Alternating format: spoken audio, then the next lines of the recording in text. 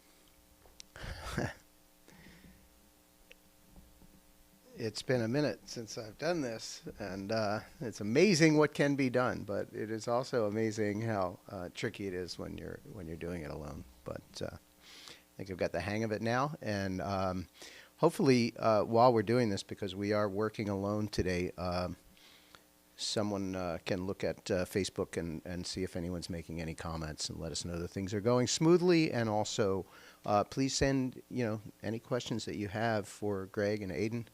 You can ask me questions, but you probably won't get a very informed answer. If you guys could take a look, that would be great. I just want to say that, when I first heard Duski and when I listen to this now, what I'm struck with is the feeling. Like there's a lot of music that can be so well executed that it seems to be detached from the person making it. And this is exactly the opposite. Greg, I can hear your breath, and Aidan, and your feeling, and it paints a picture for me of being somewhere inside myself or outside myself, but somewhere in a different world, a different place, which is absolutely magical. And Aidan, there's just a certain sense of expression that I feel when I hear your bass. And so I wonder, are you working at that? Is it coming naturally? Do you see it?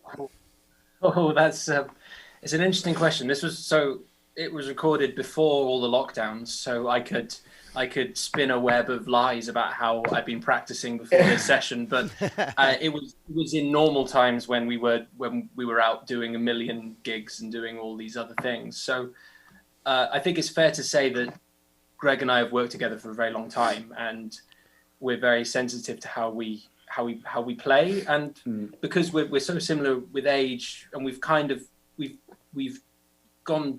on different paths for music career. Greg has done a lot of work that he doesn't want to do now in the past, and I also have done the same Haven't thing. we all? Yeah.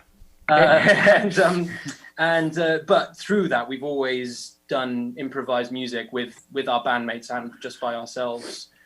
So I think we were always playing and always practicing. So I think it just comes with a lot of time, basically. I think when we started forming a project, I think we both were very much at the start of our musical journey, and I feel like we've sort of grown up together in a way. I think we've kind of I feel like when we play together, there's a mode we go into which just feels very comfortable.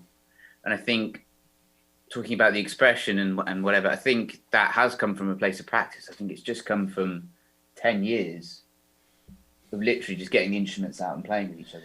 And we find that we've found this mode that just seems to, the way we both play seems to connect, and it's just felt like a natural progression. And because we met, it's not like we studied for ages, did all these things, then we met and formed this thing. It's like we studied together and we grew together. Mm-hmm. Yeah. I think that's a powerful thing in music.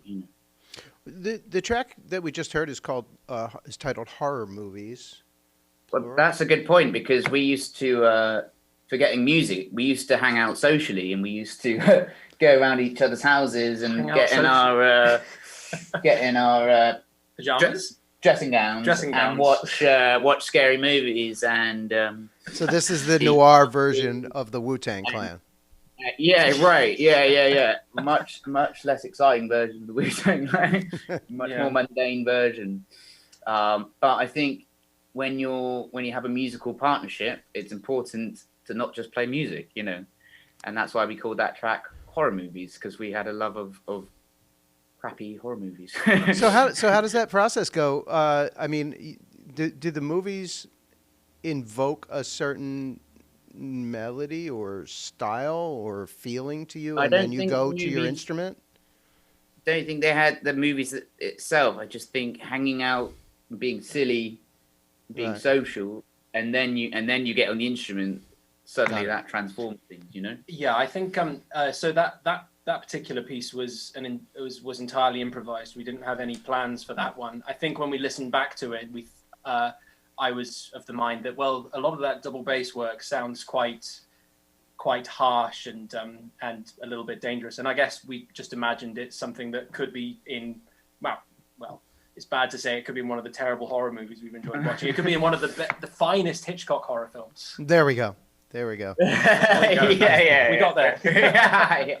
I want to come back to this thought of what external non-musical things inspire music, or your writing or your improvisation. But let's keep things moving and jump into another track. Okay. Cool.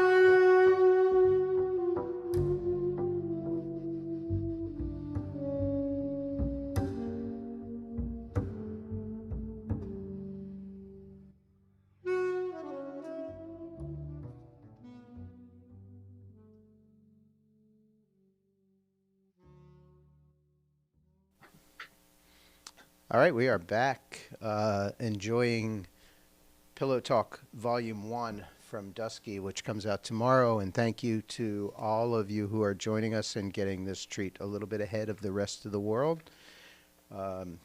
We've got some shout outs from Facebook that I want to address first. Nick Eva. Aidan, can you read that comment? I've just closed it, but it was something along the lines of jazz has changed. We have changed your view of jazz, which is, I don't really know what to say to that apart from feel feelings. There are too many feelings. Love you, Nate. I like it because that's what Rope-a-Dope exists for. Is to, there's a great quote from Christian Scott at Sunday Ajwa, and he said there are many people in the world who feel that the best jazz has already been played. And, in a way, what you're doing and what a lot of people are doing are single-handedly or multi-handedly reviving and bringing the idiom or the concept of jazz back to the people and making it something that fits the 21st century, not just the 20th century. So very much appreciate that comment. And we got a thumbs up from Sophie Edwards, so I want to say that on the air. Big thanks.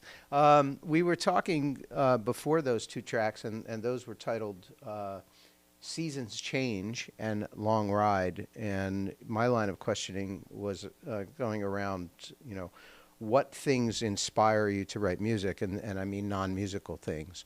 We already talked about horror movies and pajamas, but what else? Well, to talk about inspiration, seasons change. I think that's I feel, as I've privately spoken to you about, the seasons, they're all very drastic and different in the UK and Wales particularly, especially in South Wales where it rains quite a lot of the time. But there are just bizarre moments where you feel like you're in a completely different universe. Actually, today we've been recording in outdoor settings today, and one of them we were playing music on the top of a mountain, and halfway through our improvisation, it's actually caught on camera as well, so we can put the video up of this. A huge rainbow suddenly appeared behind us, which is I don't know. As soon as we finished playing, our friend Toby was just pointing out, so we just turned around and was completely blown away by this massive rainbow. Nice. So seasons change. It's once again, that's another complete improvisation, but inspired by the changing of the weather. And we were recording this album in a church, and there was a lot of rain that day. There was, yeah. And there was a lot of leaks in the church roof, and we could hear the drops of rain going into buckets. A lot of buckets, yeah. It's so like old-timey, isn't it? Like, yes. Oh, there's a leak in the roof. Let's put a bucket there. Love it. And let's do that. Let's put a mic on it. Yeah. Yeah, exactly. Yeah. Yeah. And Long Ride, just named after all of the long car rides we have together, where we talk absolute nonsense until 5 a.m, where we're trying to stop each other from crashing. Tell you what, on the way back from a gig in the M4, 2-3 a.m, that's when you really get to know someone. I tell you. Sounds so threatening. It's when you find out who your real friends are. Yeah. It all comes out. There you go. I thought you were referring to bicycle rides because I've seen. No, well, I mean that's. I do like a long bicycle ride. You kind of got into that after this record was made, I suppose. Yeah. So yeah. Lockdown cycling. Maybe it means something more now, but yeah. That was more to do with long gigs, but I can talk the hind leg off a donkey of how much I love long bike rides, and maybe I can do my solo album when I'm ready to get rid of the rest of the band members and start singing and go, I don't know, go country and western, but in A tonality. And, Look forward to that, and start talking about my feelings on bike rides and what I think about. 2025. Yeah, I'm ready. We'll get it on the schedule. No doubt about it. All right, let's jump in. Track 5 on the album, Pillow Talk Sessions, Volume 1, titled Fox and the Squirrel. More nature reference. Bear with me 1 second. This one's easy.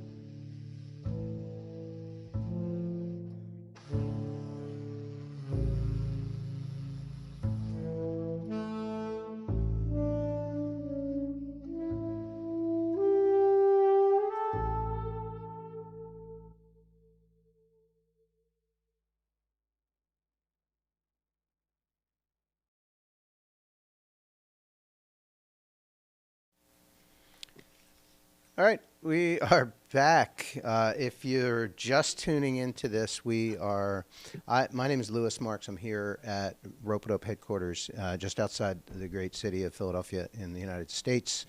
And we're patched in across the pond with Aidan Thorne and Greg Sterland from Duski. Duski has a previous album here at Rope-a-Dope, but tomorrow we'll be releasing Pillow Talk Volume 1, Pillow Talk Sessions Volume 1, and we're listening to some tracks for that a little bit ahead for those who are tuned in. So thanks for joining us.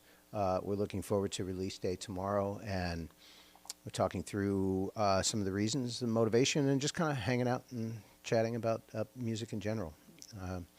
So I just want to say, again, I mean, I kind of referred to it earlier, but there's just, I appreciate the tempo of this album because it's very calming and very sort of like a bit of self-reflection. It gives you time to think, whereas a lot of music just kind of rolls along by itself.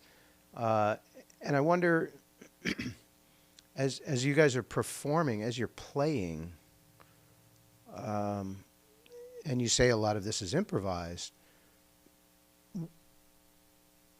what space are you getting into? What's going through your head when you're playing? Well, I think we're always very we allow ourselves to let what's going on in our lives come through in playing, because you get to a gig venue and you sound check and set up, and we normally arrive with a good amount of time, so we get to catch up and talk. And I think music is such a therapeutic thing to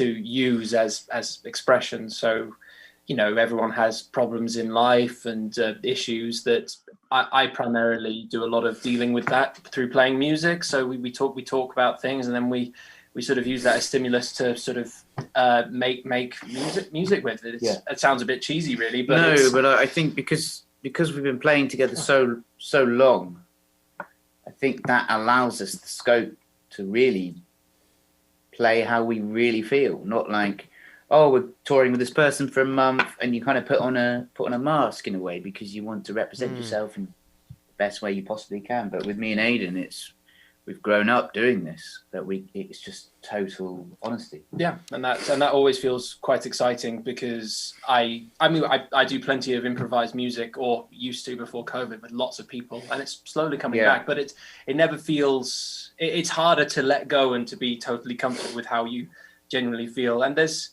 absolutely no we recorded this album, and if we take Fox and the Squirrel, one of the tracks we just listened to, the stimulus of that was literally because we were in a huge church, we were going to just try and chase each other around the acoustic with our sound. And so rather than compose a piece of music, we were composing that scene, if you will. And you can't do that with a stranger unless you're really, really comfortable. And so the longer you practice doing that with someone, being able to just try things. I think it's trust within, because we trust each other's playing, and we understand it. We can have one small concept, and that opens up a massive world of So does the direction change in the midst of the playing? So one person begins to play, and you're obviously listening to Greg or vice versa, and then you sort of formulate your form of expression that you're planning and absolutely. Get into it. And I dialogue. Think absolutely, and I think it's because we played together so much and improvised so much. In my head, I'm like, we both it's like kicking a ball to each other. We both give each other that space. And I feel like, oh, Aidan does this kind of droney thing. This is my time to kind of like sing over that, and then I'll bring it back and do something more rhythmic, and then Aidan will have something more melodic to come over that, and you do that over and over again, and it becomes just so comfortable. It's definitely dialogue that is still improvised, but because we know how we both speak, we're able to sort of know what happens. But then there are still moments of surprises where I'll just think, oh, wow, where did you go? That's so, this is great. We're going here now. And I just didn't expect that at all.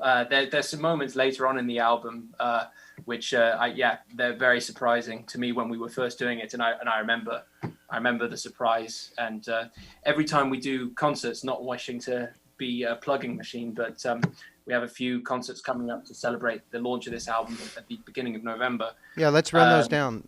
Let's okay. do it. That's my job. Let's plug for people who are listening. So where are we playing? Where can you see these guys? You can see us play at the Flute and Tankard in Cardiff on the 10th of November, which is a late jazz time of 9 p.m. Which is probably, I don't know if the clocks have gone back or not by then, but it's irrelevant to people who are in the UK because the smart watches will tell you when to go to it. So we'll be playing there with special guest Mark O'Connor, who is the drummer who we work with the full ensemble. Mm-hmm. And we've brought him in with some strange electronics and other percussive things, which is always exciting. And I've dusted off a synthesizer and a cello for better or for worse. Yeah. Just to try and expand a palette and be exciting. I think that's the beauty of having history with musicians, is that you can just completely take a risk. Yeah. You know it's going to be fun. That's the beauty of it. So it's 10th of November. The 11th, we're playing at Friendly Records in Bristol, which is a fantastic record shop. And I actually think they're a label as well, but they're lovely guys, and they put out and sell music in their shop that they like. So it's a very eclectic thing. Yeah. So we'll be there on the 11th, and they should be putting up Eventbrite, I think is the name of it, where you can purchase tickets. We've got our good friend Stephen Bisland doing a stand-up set, who's a very harsh comedian, Glaswegian harsh comedian to do a support slot and compare for us. That's a new one for us, isn't it? Comedian. I think he's going to be really horrible to us. We've known him for the longest time. No jazz jokes. Put that in the rider. Well, when you perform in duo and there's a comedian who can take the piss out of bass solos, I think I'm in front of the firing squad. Good. Yeah. And then our final date in Pembroke Dock, which is a very industrial part of West Wales, where lots of exports and imports used to happen. But there's a fantastic small venue called Coffee Cwtch. Cwtch is hug in Welsh. Cuddle. Well, cuddle, hug. Cuddle's cuter, isn't it? Yeah, much cuter. So, run by a good friend of ours called Mike, who's a lovely man who puts on strange music, and we're going to play there again with Mark O'Connor guesting. And it's a very, very, very limited amount of tickets, and I mean that. So if you live in Pembroke Dock, just call up Coffee Cwtch and reserve a ticket, because everyone's a little bit COVID scared in that part of the world. So if you want to come, chances on the door, it's going to be very slim to get in. Yeah, that's a really good point. I talked to a booking agent today who said that most of Europe is booked up straight through spring. People are going out to see shows. So for people who are listening and haven't been out to a show but are going to pick this one, make sure you get your tickets ahead of time. Very important. Yeah. And while we're doing the pitch, Pillow Talk Sessions 1 is available tonight at midnight Eastern Standard Time. That's UTC minus 5, I believe, right now. 4 or 5, somewhere in there. It's that time of year at Duski, duski.bandcamp.com. And, of course, it'll be available on all streaming services, so you can take it on the go. But I do recommend that you take something of value here and put it in your collection. It's a great support for the label. It's a great support for the musicians. And you are guaranteed to have that for the rest of your life. I was moving some things recently, and I picked up an album from, I want to say it was Jimi Hendrix or maybe David Bowie. And I realized that I've had that album since I was 9 years old, and I've had houses that I don't have anymore, and I've had cars that I don't have anymore. I've had a lot of things, clothes that I don't have anymore. But having that music for all these years in my life, it's absolutely amazing. And so, for those of you who have the means and can visit, pick up a CD or grab the high quality WAV file download and put it in your collection. Let's move on with some music. Get the pitches out of the way. Put back here.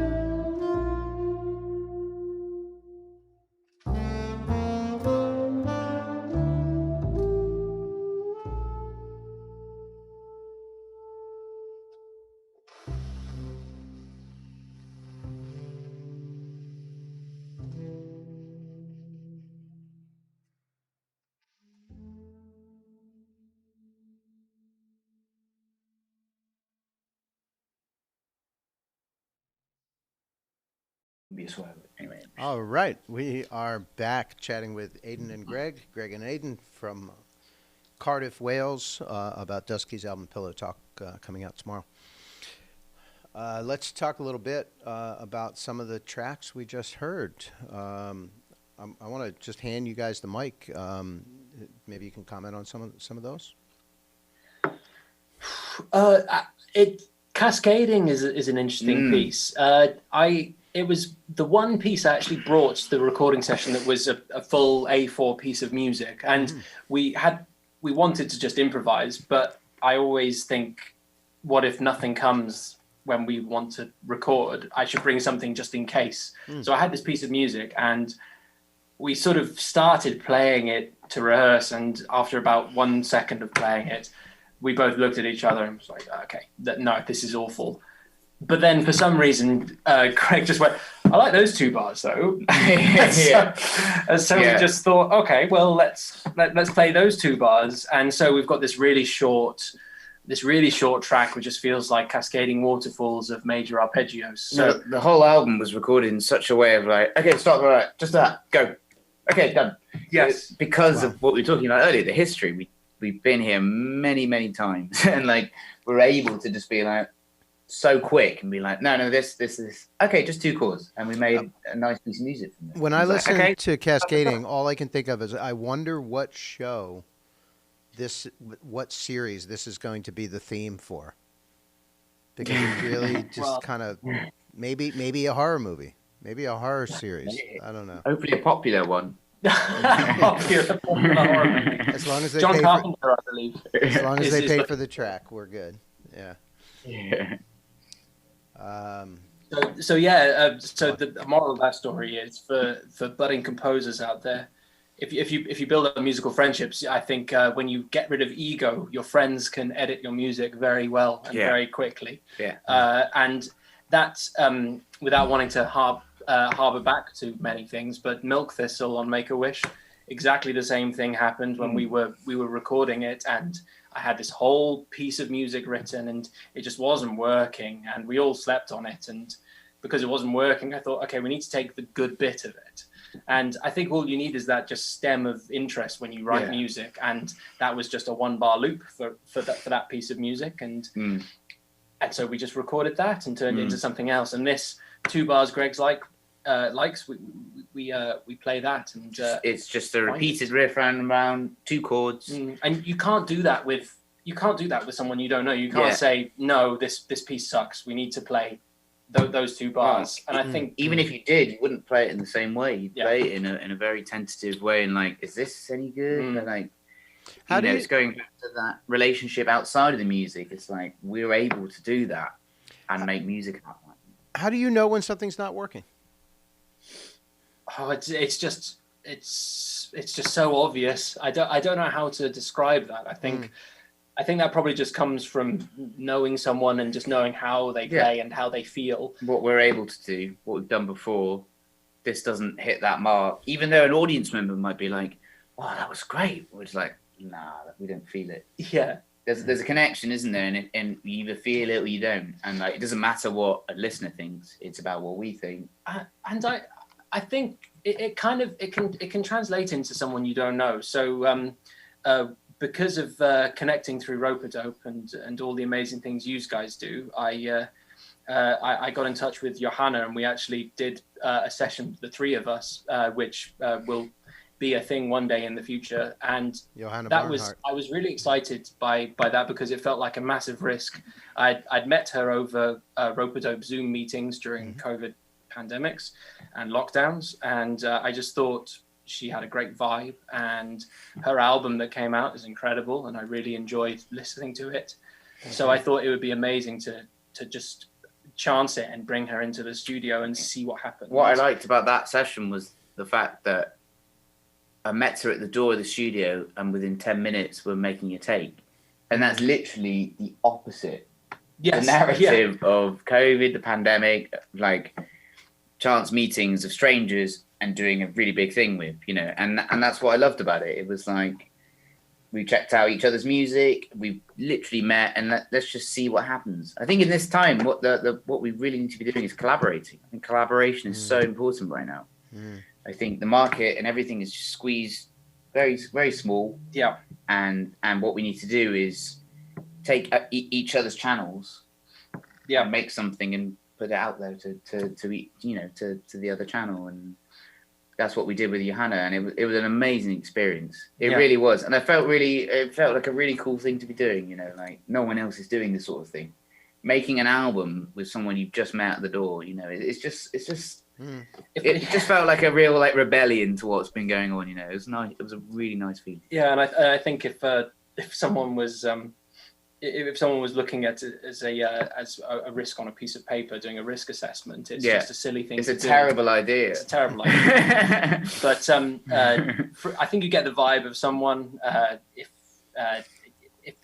you like the vibe they play. So the reason I'm talking about that is dropping egos and feeling kinship and connection with people is you can work on it, but sometimes you can chance on a stranger through a connection from you guys. So it's it may be not relevant to this recording, but it's also just sort of enticement. I'm just being a tease. I'm sorry. It's all good. No, it's a cool thing to Well, do. people can look forward to that happening, and it's great to hear that this time has propelled some things forward for you in that way. Things that wouldn't have happened otherwise.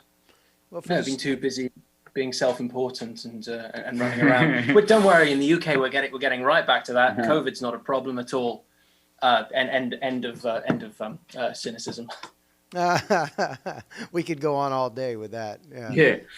It's remain calm, right? The show must go on. Like our album. For the sake of time, I'm going to jump into the next track and maybe a couple so people can hear the full album. Again, this album is heard here only right now and will be out to the world tomorrow. This next track is called Overlooked.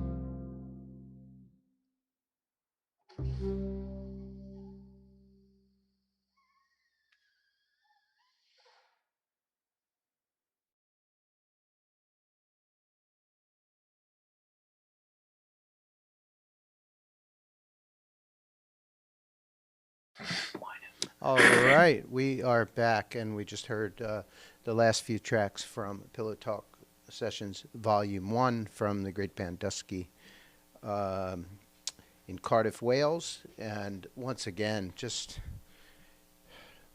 so poignant when you hear someone taking their time leaving space in music and allowing the emotion. And I feel, as a listener, I feel like I'm part of this.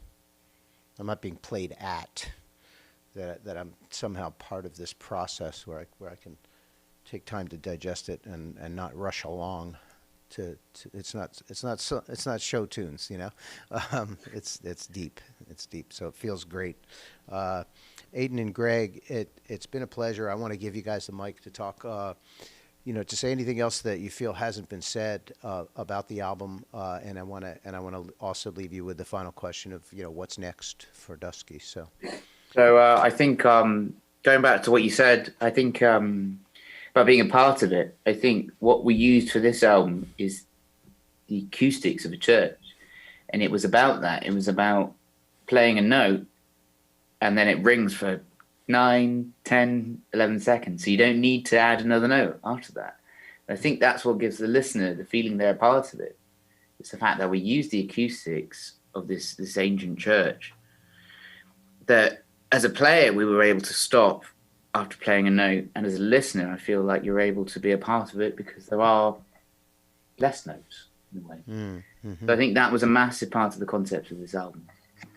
Yeah, and I also think it's a real great shrugging off of preconceptions of you have to show off on a record, you have to play lots of things, and I don't agree with that at all. But I think there definitely is a lot of pressure, especially from all of the educational institutions of playing notes. So if anyone is listening that is studying, just let some space happen, because I could talk forever, and that's a bad thing. I need to shut up sometimes and let there be some air, let someone else talk. And I think that's just something that has to happen in music. And listen to any great improviser, and tons of space, and that's endlessly important. Well, while we were off air, you referenced Miles Davis, and that's it's the notes you don't play, right? Yeah. So. Of course. So what's next for us is we've already recorded, as we said before, with Johanna Bernhardt, another Rope-a-Dope artist. We've got that album down. We're currently editing it and making it, refining it.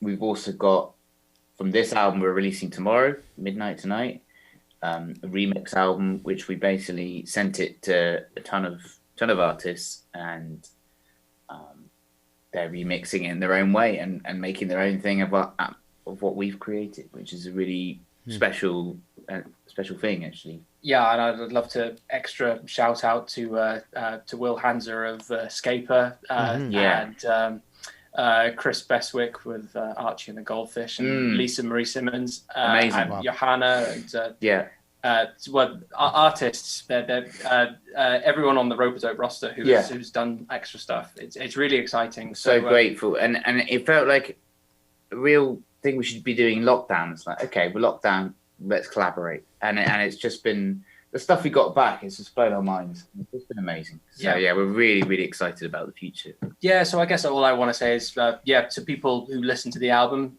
enjoy it, and know that there's some real crazy stuff that's coming from it as well.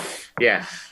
Good. Well, I want to thank you both for your commitment to music, and therefore to the people of the world. Everyone knows.